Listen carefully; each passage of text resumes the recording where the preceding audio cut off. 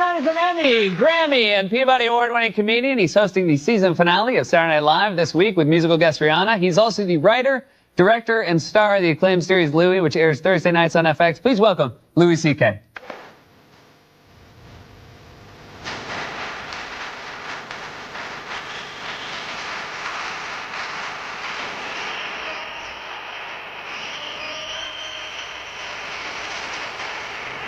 Welcome to the show. Thank you. Good to have you here. So this is be here. 3 hosting in 3 years for you. That's right. 3 in a row. It's a big deal. It is. I should probably slow down a little bit. No, it's good. When you got a hot hand like this, if you take a year off, you might just fall out of favor. I might be not able to do it anymore. Right. But it does seem like ill-advised to keep doing, to host over and over again, because there's a finite amount of good in me. You know what I mean? Right. So you just, yes. So if I do too many, I actually had one good friend of mine say, because they asked me to host, and I was like, should I take a year off of hosting? Because I've done it twice in Europe. And so my friend, who's very famous, and I can't name her, she said, as your fan, I'd like to see you not host this. And then my other friend, who's even more famous, said, I'm your friend. I think you should take a year off. Wow. And so I was like, I'm doing it. Now I got to do it. Now I have to do it because there's so many signs that it's going to be like some kind of a awful disaster. Yeah. And when you get an opportunity like that, you got to go for it. Well, here's the thing, too. I can guarantee this. If you run out of good on Saturday, Rihanna will not. That's right. So she's excellent. That's not, it's not going to happen with musicians. So if anything goes wrong, it's at least there's the 2 songs. Yeah. It'll be great. The rest of it's sorry. No, I love hosting the show. I love it. It's one of my And you had auditioned for the show years ago. Yeah. But no hard feelings now or ever? Did you ever have hard feelings? No, of course not. Yeah. I mean, you can't be in show business and not get things and then get upset. It's just the way it goes. But I did audition at a comedy club. They had a bunch of comedians went on, and everybody on that audition but me got hired. Every single person. I was like, Did you feel? Whoa. Did you feel? Not half mercy. Yeah, it was tough. Did you feel during it like, everybody's doing great? Yeah, during the audition, I had a good set. I did good. Okay. Yeah. I did good. They just didn't, which makes it harder to not get it. Right. Because if you bomb, you're like, well, I had a bad night. But I had a great night, and they're like, no. Not the best version of you. We don't want it anywhere near this point. And then you wrote for Late Night this very show when Conan was doing it. That's right. And every now and then you'd have to maybe fight for your comedy with the host, which happens still. I will let you know, still happens today. Of course it does. Writers are always and my writers, of course, I'm the one that has to wear a suit and tie, so they immediately treat me like the man. Right. No, they hate you. Yeah. God, they hate you. It's a good way of putting it. You'll never know how much they hate you. Well, writers are in their 20s. I was in my 20s. Mm-hmm. And so I just thought, I want to get my stuff on the show, Now I know that I was working for people that I should have been helping because they were giving me money. If somebody hires you anything and they pay you money that you then go live your life with, you should really want to do whatever they need, That's what I believe. At the time, I didn't believe that. I just thought, you can still sneak stuff on with the announcer. Yeah, because on basically you try to find your way around the approval process. There's a head writer and there's producers and there's stands to practice. But on Conan's show, there was a announcer named Joel, and he would make a little joke before he said Conan's name, like a little offside joke. So me and my friend Dino, who were like 2 of the more, had been there longer than other writers, we realized nobody checks those. You just write them and you hand them to the guy. So the side door. Yeah, exactly. So we were like, so we came up with one, which was he said, he goes, last night the missus gave me a pearl necklace. Yeah. That's about a 40%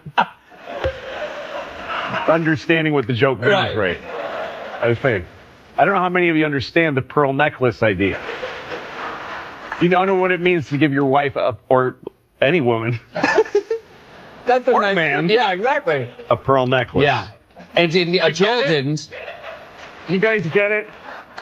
We'll throw up a link down here, an internet link.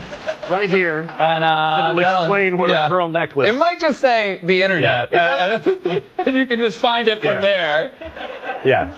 Google pearl necklace. Yeah. You'll see a bunch of pearl necklaces and Yeah. And you would, What now this just to joke make it means. clear, the unconventional one that doesn't fit the sort of, No. the Zales. I would not have been excited to get a joke Yeah. on And the air. Joel didn't know. Jewelry. He was in the 60% that didn't know. Well, who cares what he's just Right, yeah. reads the stuff. But yeah, he was like, "What is this? Just read it." Yeah, he had no power. Yeah. And did you But me and Dino were so excited and we were giggling in the bathroom. I can't believe we got the joke on the air. And then the head writer was in the stall. We didn't know he was in there. And he said, "What joke?" And we told him the joke and he was like, "Oh, well, that's a stupid joke," because he didn't get it. He didn't get it. Perfect. So, We'll come back, talk about Louis. Okay. It's been incredible. We'll be right back with more from Louis C.K.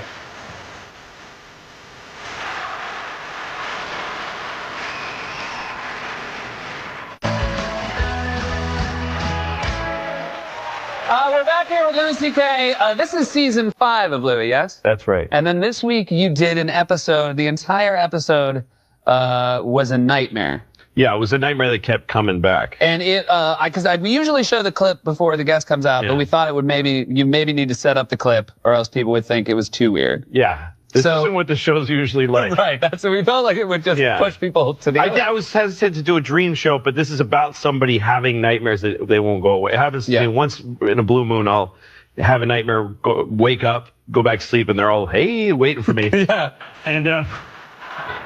And it just keeps going. So this is an episode about that. So this is here's a clip from Louis' nightmare episode.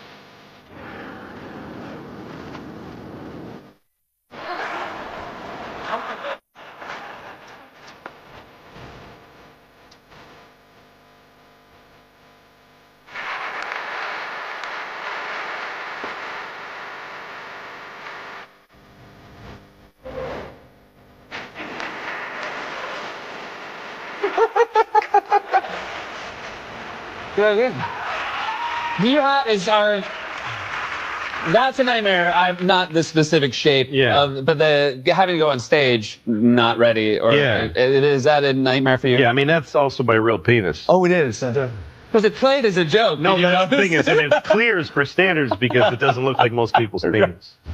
That's the way around it. Yes, I usually, when I have dreams where I'm naked, there's something wrong Yeah. with what's going on down there. And that took a lot of work to, we had these artists that kept making different shapes. Oh, and you would send them back to the shop? Yes. Wow. A bunch. That was like literally, it was like the 20th version. Wow. We made a bunch because we wanted to make something that could be on television. Uh-huh. So it had to be non-genitalias, Uh-huh. genitalia. Right. But it had to be creepy and not, so we ended up with this kind of crawler looking thing. Kind of pinwheel. Yeah. It was, because I was like, I couldn't look like it was like hacked off. Right. It had to look like it just was. That was what it something else. was. Yeah, exactly. My favorite thing about that discussion right there is someone's job to look at that Oh, it's and to very say serious. it's in or out. Yeah, it's somebody. It's very serious. They look at it and they're like, "Okay, tell us what is it? The texture?" And we talked on the conference calls about that. Yeah. You also, of the many things you do on the show, edit, write, direct, star in, you are part of the music as well. And this was a thing that a lot of people at the end of the show couldn't quite wrap their heads around. They thought it was an actual song. That's right. This played during the credits. Yeah. And well, I want to play the song, but talk for it first, or you want to play it first? Well, it's basically during the ending credits. I finally solved the nightmare problem, and now I'm sleeping soundly. And there's this very sweet song on. And it's meant to feel like a real song. But then just listen to it, and I'll explain how we made it. But all right. So the most important thing here is listen to this beautiful song, but really listen to the lyrics.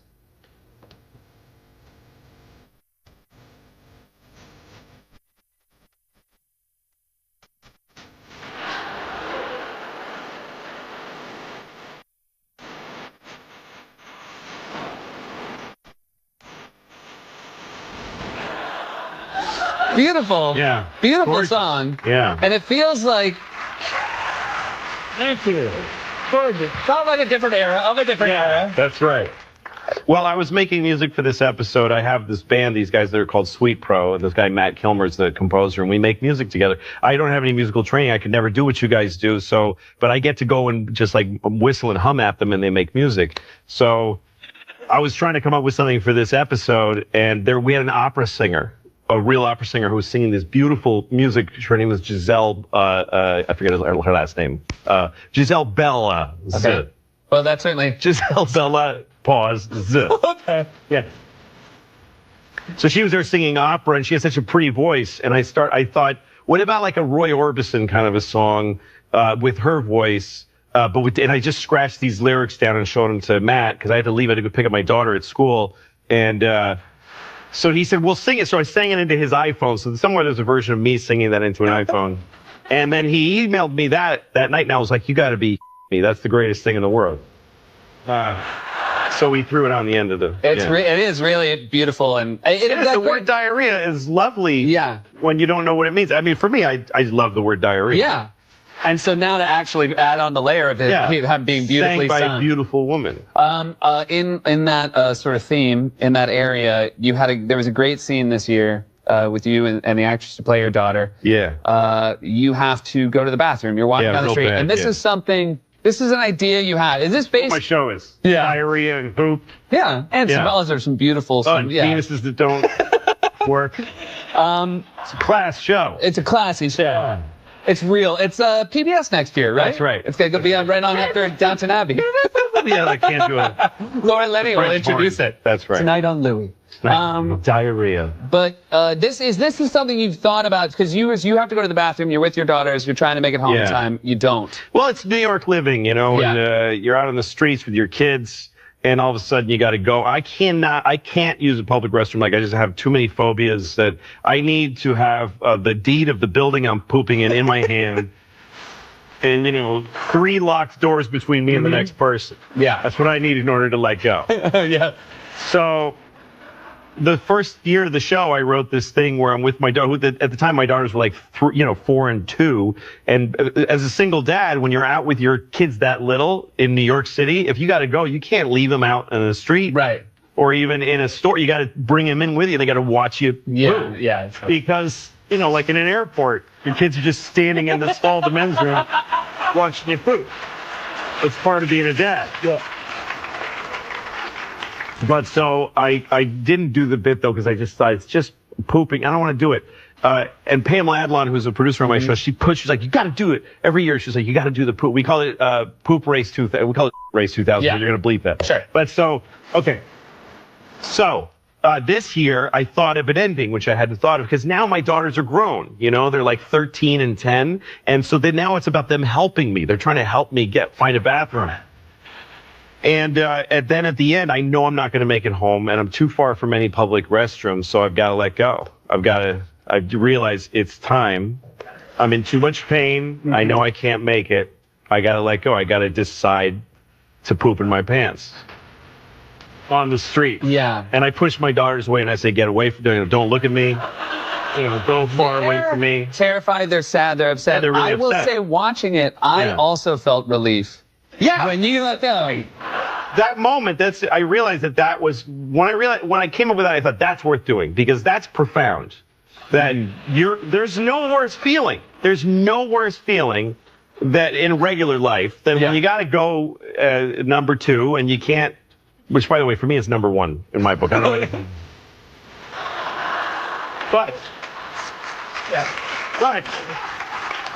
when you got to go and you can't, and there's just nothing. I mean, your whole body, your whole system gives up on you, and and then when you decide, I'm deciding it's okay to poop in my pants on the street, and you cross over that threshold, and you just go, come on, let me have it, baby. You're having an experience. You're going like, this is it. I'm choosing the worst thing ever, but I'm choosing it. Yeah. And as it happens, you're just like, God is good, Yeah. You instantly feel better. Everything's better. Yeah. Everything's better.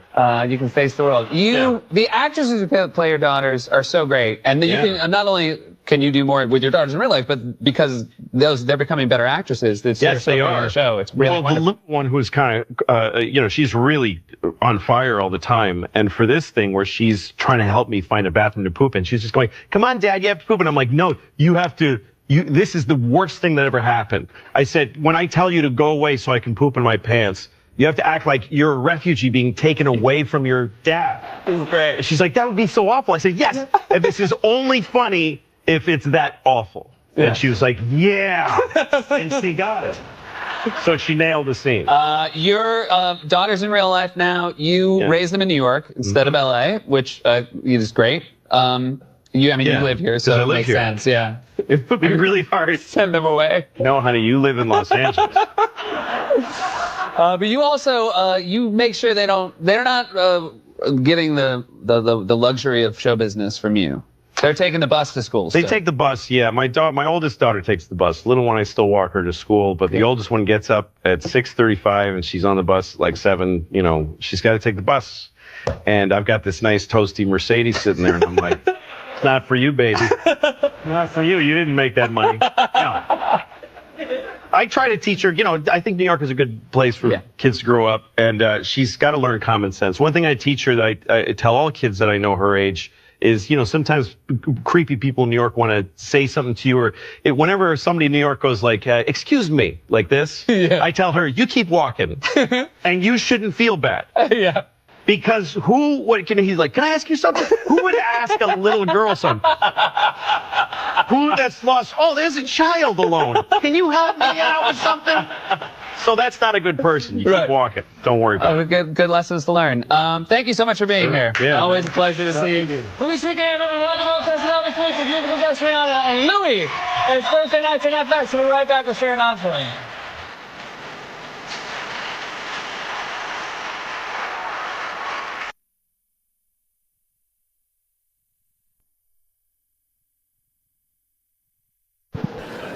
I have 2 kids.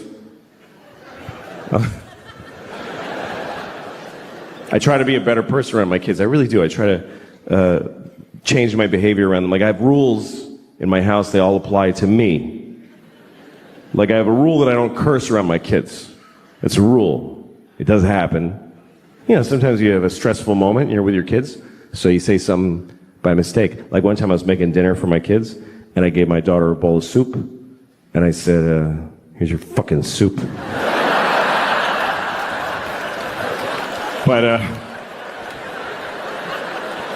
you can see how that was a tough situation.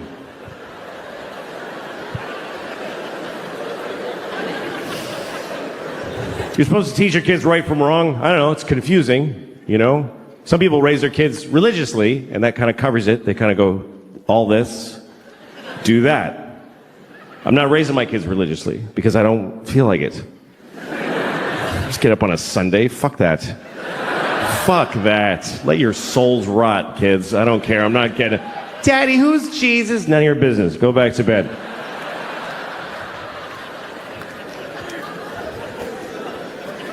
But my kids, they're living in the world, and there's a lot of religion in the world, so you do have to teach your kids, if you're not raising them religiously, you do have to teach them about religion, I always tell my kids the same thing. I tell them that there are many religions in the world, and they're all equal, but the Christians are the main one. That's what I tell them. The Christians won. They're the winners, so act accordingly. Congratulate Christians when you meet them, because they won the world. And it's true. It's true. We love to tell ourselves, like, every religion is exactly... No, they're not. The Christians won everything a long time ago. If you don't believe me, let me ask you a question. What year is it?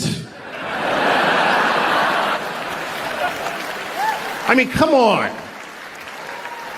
What year is it according to the entire human race? And why? What year is it? Anybody, sir, just yell out the year. Thank you. 2016. No, it's 20. That's right. It's 2017. What is that? That's a number. It's not just any number. It must be a very important number, because we're counting to it in unison as a species. For thousands of years, we've been going 1, 2, 3. Come on, everybody, 4. And now, come on, Africa, 5, 6.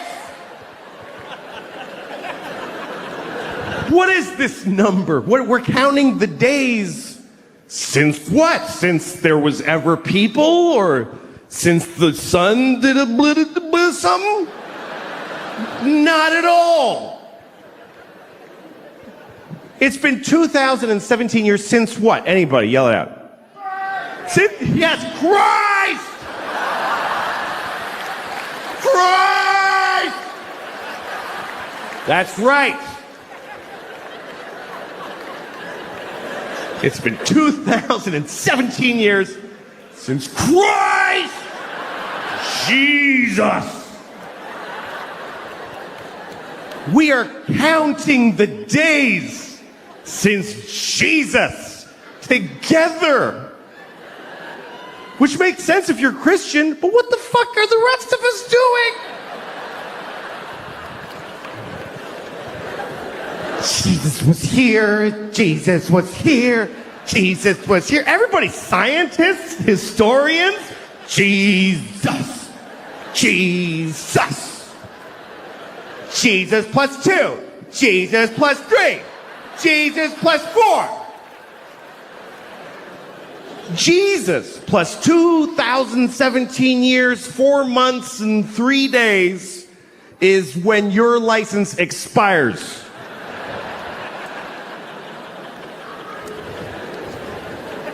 How is that not a win for the Christians? How is that not a complete win? That's not a Monday off in October.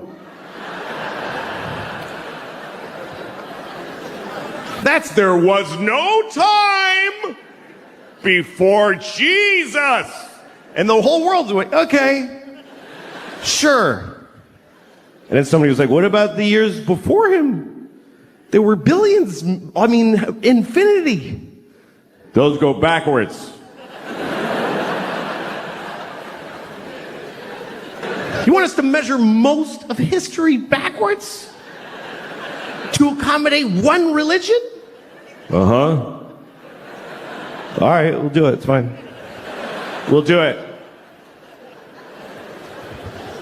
The whole world. You ever watch New Year's Eve around the world? They always show you like how every country celebrates. It's kind of cool. There's one little island. It's the first place that's actually the place that it's the year. It's a little island in the Pacific. I forget what it's called, but the people, they do a little ceremony for New Year's Eve every year. And they just wear grass.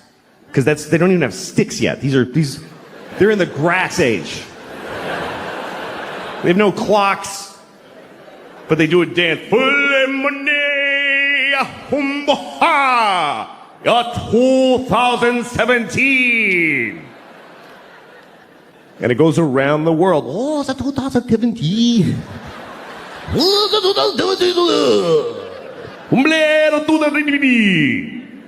Death to all Christians in 2017.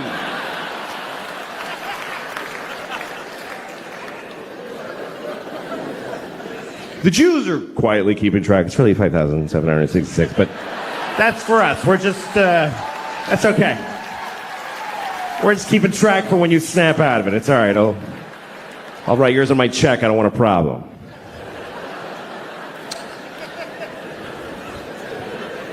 What about Chinese New Year? Yeah, what about Chinese New Year? All right. Next time you're doing your taxes, just write monkey where the year goes. Just put monkey. See what happens to your funds.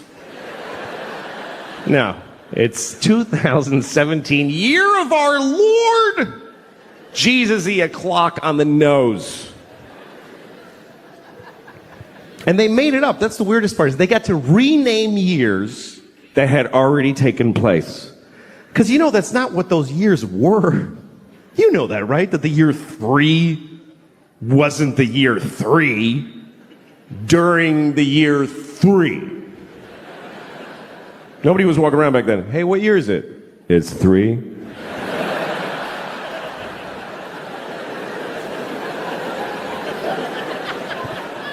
Yeah, but I'm 28.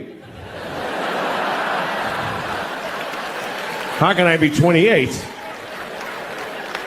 There's only been 3.